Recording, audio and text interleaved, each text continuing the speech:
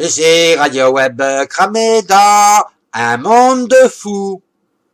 Un monde de fous qui tourne carré et se prend à espérer que ses coins vont se courber, se plier à leur volonté, leurs arêtes vont s'estomper, car ils ne se lassent pas d'imaginer que de maîtres ils l'ont toujours été et que cela va continuer. Des syndicats aidant leurs adhérents à tricher, c'est ce que nous a montré un reportage télévisé, avec des images à peine floutées, de gens qui n'ont décidément aucune honte à parader. Mais le pire est bien que cela vienne de fonctionnaires devant normalement représenter la moralité. Il faut croire que notre pays de bien bas est tombé. Donc, ces enseignants, pour ne pas les nommer, cherchant par tous les moyens à se faire transférer, s'en vont chercher auprès de leurs protecteurs, qui les soutiennent avec ardeur, de leurs sages conseils, ce qui peut réduire leur peine. Rien de plus facile, leur disent ces hommes intrépides, reflétant simplement l'état de délabrement de notre gouvernement, et même de ce qui nous sert de jugement. Contractez un faux mariage, ou encore mieux un pax, et surtout, soyez relax. Jamais non poussé d'investigation, car dans ces administrations règne la plus grande confusion. Vous pouvez également, grâce à un médecin complaisant, vous trouver un petit handicap qui va vous aider à faire passer ce cap et vous retrouver dans une région plus bénéfique pour vos poumons. Voilà la conception de la défense d'une fonction censée être à notre service. Et après leur taux record d'absentéisme, encore une nouvelle façon de passer à côté de leurs obligations. Par contre, je ne peux pas m'empêcher d'admirer une autre institution et avec quel zèle elle applique les directives de sa ministre, alors que son leitmotiv est de se prétendre indépendante, et même que dans ses dépendances, l'on peut y trouver un mur des cons, ce qui prouve bien que j'ai raison. Seulement là, il faudrait peut-être arrêter de délirer et de faire appliquer des consignes débiles et qui ont amené un enfant de 8 ans, à peine toutes ses dents, pour apologie du terrorisme, visiter un commissariat traité comme un malfrat.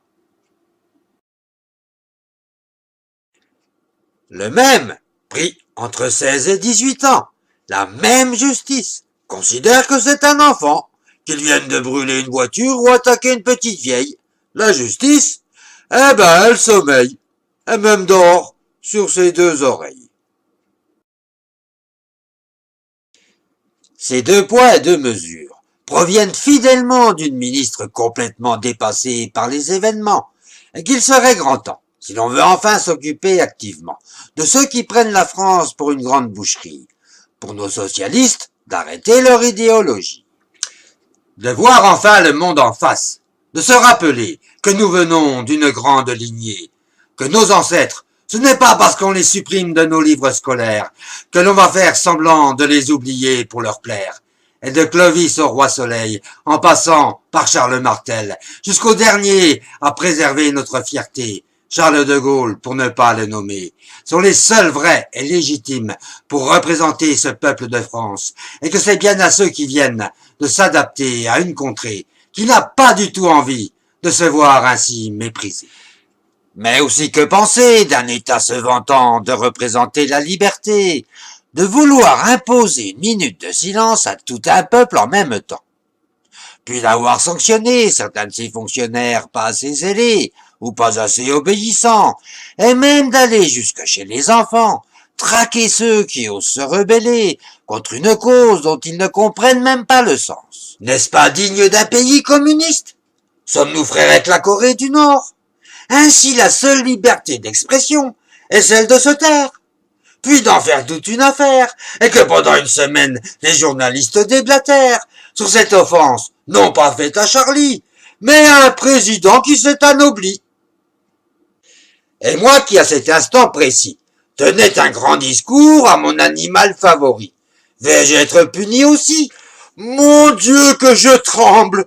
Excusez-moi mon père de ne pas avoir respecté votre sainte parole, mais je ne pouvais pas me douter que depuis ces 3 dernières années, les roses auraient beaucoup plus d'épines que de fleurs, et que pour notre grand malheur, cette tendance à vouloir se mêler de tout ne porte plus le nom de démocratie, mais marque bien le début d'une dictature dont vous en avez déjà la première posture, qui est celle d'être impopulaire et de manquer d'allure.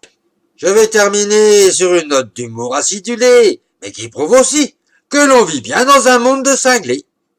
Alors pourquoi ne pas imaginer que ces prises en otage contre nous, qui ne sommes encore que de simples usagers, livrés au bon plaisir d'un monopole qui de ses caprices nous en impose les sacrifices, puissent se retourner contre nos tourmenteurs et leur faire comprendre notre malheur. La prochaine fois que nous, pauvres usagers de la SNCF ou la RATP, auront à subir plus que des incivilités, mais de véritables agressions, et que nous aussi nous puissions prendre en otage les employés de cette institution, et enfin de leur montrer ce que cela fait de commettre comme eux les mêmes méfaits, et que de leur grève à répétition, faite uniquement après une mauvaise action, non seulement ne servent à rien, mais privent de leurs droits des milliers de personnes qui, eux, ont payé et sont obligés de passer, tant qu'il n'y aura pas une vraie privatisation, par les caprices de syndicats irresponsables qui font leurs propres lois, au mépris de nos simples droits.